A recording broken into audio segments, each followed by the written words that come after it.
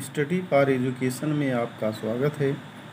UP board द्वारा नए syllabus के आधार पर निर्धारित कक्षा 10 के विज्ञान विषय के संपूर्ण अध्ययन के लिए हमारे चैनल को सब्सक्राइब करें। आज हम अवतल दर्पण के किरण आरेख बनाने के कुछ नियमों के बारे में चर्चा करेंगे। अवतल दर्पण के विषय में हम पीछे अध्ययन कर चुके हैं कि अवतल दर्पण की फोकस दूरी तथा वक्रता त्रिज्या ऋणात्मक होती है, जबकि उत्तल दर्पण की फोकस दूरी एवं वक्रता त्रिज्या धनात्मक होती है। इसके साथ साथ अध्ययन कर चुके हैं कि अवतल दर्पण या उत्तल दर्पण की फोकस दूरियां वक्रता त्रिज्याओं की आधी होती हैं या वक्रता त्रिज्या फोकस दूरी की दोगुनी होती है। इसके साथ साथ विशेष स्थितियां ये जानते रहिए कि अवतल दर्पण या उत्तल दर्पण में किरण को सदैव बाईं ओर से दाईं ओर की ओर ले जाया जाता है। किरण को सदैव बाईं ओर से दाईं ओर की ओर ले जाया जाता है। किरण की गति की दिशा में नापी गई दूरी धनात्मक होती है, जबकि किरण के चलने की दिशा के विपरीत दिशा में नापी गई दूरी ऋणात्मक होती है। अब चलें इसके विषय में अध्ययन करें। अवतल दर्पण के किरण आरेख बनाने के कुछ नियम। पहला नियम क्या है? दर्पण के मुख्य अक्ष के समांतर प्रकाश किरण परावर्तन के पश्चात अवतल दर्पण के मुख्य फोकस से गुजरती है। यदि कोई भी अवतल दर्पण हो और उस अवतल दर्पण में कोई भी प्रकाश की किरण मुख्य अक्ष के समांतर लेकर चलें तो वह परावर्तन के पश्चात उसके फोकस से गुजरती है। तो पहला पॉइंट ये है, मुख्य अक्ष के समांतर चलने वाली प्रकाश की किरण परावर्तन के पश्चात अवतल दर्पण या उत्तल दर्पण के मुख्य फोकस से जाती हैं या मुख्य फोकस से आती हुई प्रतीत होती है। दूसरा नियम क्या है? ये दूसरा नियम पहले नियम का जस्ट विपरीत है कि मुख्य फोकस से जाने वाली प्रकाश की किरणें परावर्तन के पश्चात मुख्य अक्ष के समांतर हो जाती हैं। यदि अवतल दर्पण के फोकस से कोई भी प्रकाश की किरण लाई जाए तो परावर्तन के पश्चात मुख्य अक्ष के समांतर हो जाती है। ये दूसरा नियम है किरण बनाने का। अर्थात किरण आरेख बनाने के लिए दो नियम हमने अध्ययन कर चुका। तीसरा नियम क्या है? तीसरे नियम के अनुसार जब कोई प्रकाश किरण अवतल दर्पण के वक्रता केंद्र से गुजरती है तो वह प्रकाश किरण उसी दिशा में वापस परिवर्तित हो जाती है। यदि मान लिया जाए अवतल दर्पण है, अवतल दर्पण का यह वक्रता केंद्र है, वक्रता केंद्र से यदि प्रकाश की किरण अवतल दर्पण पर पड़ती है तो उस स्थिति में वह परावर्तित होकर उसी दिशा में वापस लौट जाती है। अगली कड़ी में हम अवतल दर्पण के एक और नियम के बारे में अध्ययन करेंगे। चौथा नियम क्या है? अवतल दर्पण के बिंदु P की ओर मुख्य अक्ष से तिर्यक दिशा में आपतित किरण तिर्यक दिशा में ही परावर्तित होती है। आपतित तथा परावर्तित किरणें आपतन बिंदु पर मुख्य अक्ष से समान कोण बनाती हैं। इसका अर्थ क्या है? यदि अवतल दर्पण में मुख्य अक्ष के साथ जितने आपतन कोण बनाता हुआ कोई प्रकाश किरण आता है, मुख्य अक्ष के साथ उतना ही परावर्तन कोण बनाता हुआ वह प्रकाश किरण वापस भी लौट जाता है। तो इस तरह से हमने अवतल दर्पण द्वारा प्रतिबिंब के निर्माण के मुख्यतः 4 नियम देखा। पुनः एक बार ध्यान दें इन बिंदुओं पर। यदि अवतल दर्पण में मुख्य अक्ष के समांतर प्रकाश की किरण लाई जाती है तो परावर्तन के पश्चात फोकस से जाती है। यदि अवतल दर्पण में कोई भी प्रकाश किरण फोकस से जाती है तो परावर्तन के पश्चात मुख्य अक्ष के समांतर हो जाती है। तीसरा नियम हमने क्या देखा? यदि प्रकाश किरण वक्रता केंद्र से जाती है तो परावर्तन के पश्चात उसी दिशा में वापस हो जाती है। चौथा नियम हमने क्या देखा? मुख्य अक्ष के साथ जितने अंश के कोण पर कोई प्रकाश किरण ध्रुव पर गिरता है उतने अंश के कोण पर वही प्रकाश किरण परावर्तित भी हो जाता है। अब आगे देखते हैं कि अवतल दर्पण द्वारा प्रतिबिंब का निर्माण कैसे किया जाता है। तो सर्वप्रथम हम अवतल दर्पण द्वारा प्रतिबिंब के निर्माण द्वारा बने बिंदुओं के बारे में अध्ययन करें, उसके बाद किरण आरेख बनाना सीखें।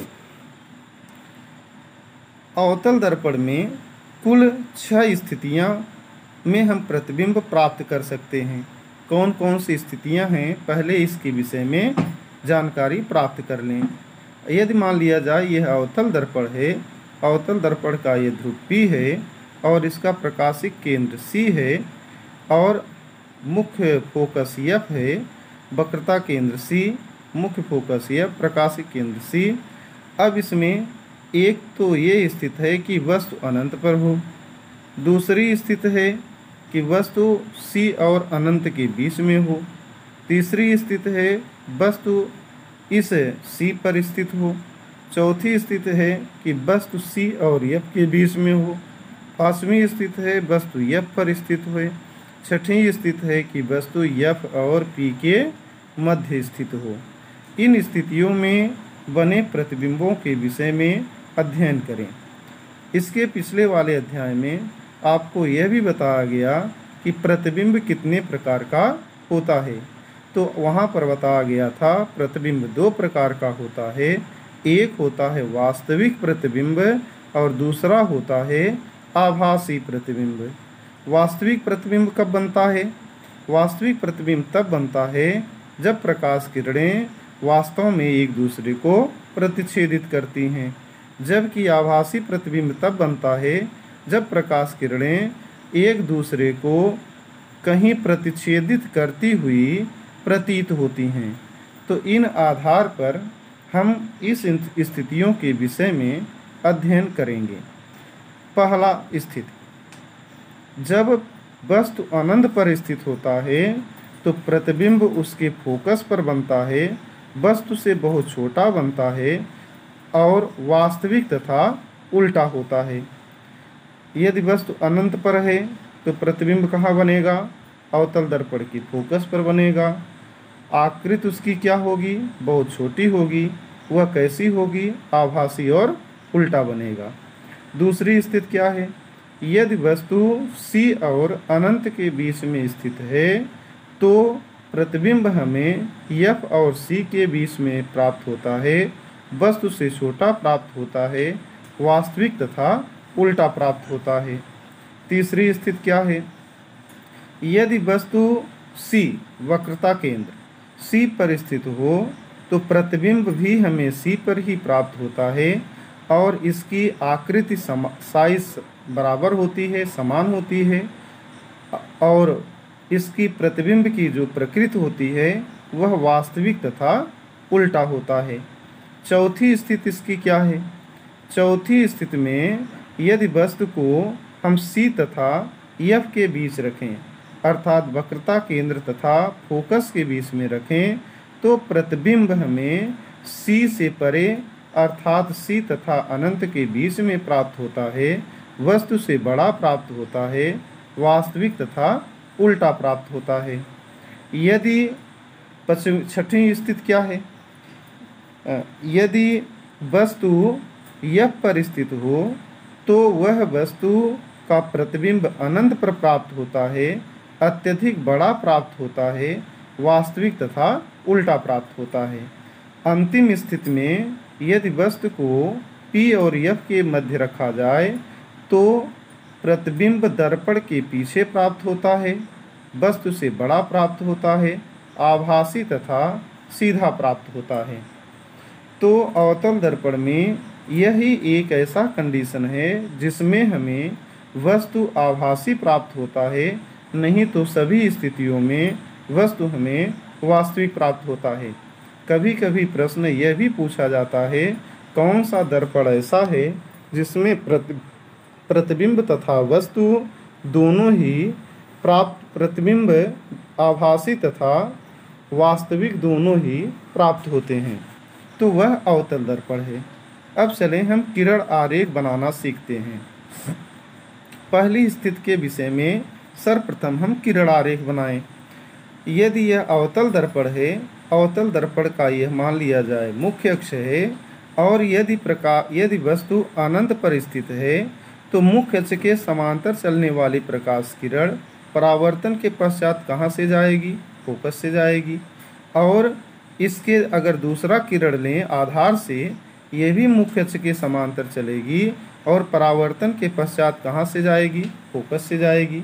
अब ये दोनों किरणें वास्तव में यह पर मिल रही हैं, इस कारण से जो प्रतिबिंब प्राप्त होगा वह वास्तविक होगा। इस आधार पर अनंत पर रखे हुए वस्तु का प्रतिबिंब फोकस पर प्राप्त होगा, वस्तु से छोटा प्राप्त होगा, वास्तविक प्राप्त होगा और उल्टा प्राप्त होगा। अब दूसरी स्थिति के विषय में अध्ययन करें। दूसरी स्थिति में वस्तु कहाँ रखा गया था? दूसरी स्थिति में वस्तु C और F के बीच में रखा गया। यदि वस्तु C और F के बीच में है तो हम किरण आरेख खींचते हैं। एक किरण मुख्य अक्ष के समांतर लेकर चलते हैं तो परावर्तन के पश्चात कहाँ से जाएगा? इसके फोकस से जाता है। और दूसरा किरण यदि इसके फोकस से लेकर चलें तो परावर्तन के पश्चात कहाँ से जाएगा? मुख्य अक्ष के समांतर जाएगा। ये दोनों बिंदु A डैश B डैश पर मिलेंगे, अर्थात AB का प्रतिबिंब हमें A डैश B डैश प्राप्त होगा, जो कि C और F के मध्य होगा। अब ये दोनों किरणें आपस में प्रतिच्छेदित कर रही हैं, इस कारण से हमें वहाँ पर वास्तविक मिलेगा, वस्तु से छोटा मिलेगा और उल्टा मिलेगा। अगली स्थिति देखते हैं। अगली स्थिति में जब वस्तु कहाँ रखा गया हो? C पर रखा गया हो। यदि वस्तु C पर रखा गया है तो हम किरण आरेख बनाते समय उपयुक्त नियमों का पालन करें। तो सबसे पहले हम मुख्य अक्ष के समांतर प्रकाश की किरण लेकर चलते हैं, जो परावर्तन के पश्चात फोकस से जाती है, और दूसरी किरण को हम इसके फोकस से लेकर चलें तो परावर्तन के पश्चात मुख्य अक्ष के समांतर हो जाती है। तो हम देखते हैं कि यह वस्तु का प्रतिबिंब C पर ही मिलता है, वस्तु के बराबर मिलता है, उल्टा मिलता है। चूँकि ये किरणें वास्तव में काट रही हैं, इस कारण से वास्तविक प्राप्त होता है। अगले स्थिति के विषय में अध्ययन करते हैं। यदि वस्तु C और F के बीच में है तो C और F के बीच में होने पर इसका प्रतिबिंब किरण आरेख कैसे बनाएंगे? मान लीजिए ये अवतल दर्पण है, ये आपका C हो गया, ये F हो गया, प्रतिबिंब हो गया। तो ये किरण सबसे पहले मुख्य अक्ष के समांतर लेकर चलेंगे, फोकस से जाएगा। एक किरण हम इसके फोकस से लेकर चलेंगे, मुख्य अक्ष के समांतर हो जाएगा। जहाँ काटेंगे उनको हम मिला देंगे, तो इस तरह से हमें प्रतिबिंब प्राप्त हो जाता है। अगली स्थिति क्या है? यदि वस्तु F पर हो, यदि वस्तु कहाँ पर हो? F पर हो। तो F पर होने पर यदि मान लिया अवतल दर्पण है और इसका ये आपका F है, और वस्तु यदि F पर है तो मुख्य अक्ष के समांतर चलने वाली प्रकाश किरण फोकस से जाएगी। और यदि हम इसके P पर आपतित किरण लाएं तो ये परावर्तन के पश्चात उतने ही कोण से परावर्तित हो जाएगी। ये दोनों किरणें, परावर्तित किरणें आपस में समांतर होंगी, जिसके कारण से हमें यह प्रतिबिंब अनंत पर प्राप्त होगा। इस तरह से फोकस पर रखा वस्तु का प्रतिबिंब हमें अनंत पर प्राप्त होता है। अब अगली स्थिति में चलते हैं। यदि वस्तु को हम F और P के मध्य रखते हैं तो कहाँ प्रतिबिंब प्राप्त होगा? चलिए देखें, चित्र बनाएं। मान लीजिए ये अवतल दर्पण है और अवतल दर्पण का ये P बिंदु है। मान लिया कि यहाँ पर F है। प्रतिबिंब को यदि यहाँ रखें तो हमें बनाने के लिए वही नियम, मुख्य अक्ष के समांतर यदि लेकर चलें, परावर्तन के पश्चात ये फोकस से जाएगी। और यदि हम कोई प्रकाश किरण P पर लाएं तो भी परावर्तन के पश्चात उतने ही कोण से परावर्तित हो जाएगी। ये दोनों किरणें चूँकि आगे की ओर अपसरित हो रही हैं, फैल रही हैं, अतः ये किरणें आगे कहीं पर भी काटेंगी नहीं। और इन किरणों को यदि हम पीछे बढ़ाएं तो ये किरणें किसी बिंदु पर काटेंगी, जहाँ पर इसका आभासी प्रतिबिंब हमें प्राप्त होगा। इसका अर्थ यह हुआ कि यदि वस्तु F और P के मध्य में है तो उसका प्रतिबिंब दर्पण के पीछे प्राप्त होगा, वस्तु से बड़ा प्राप्त होगा, आभासी प्राप्त होगा और सीधा प्राप्त होगा। धन्यवाद।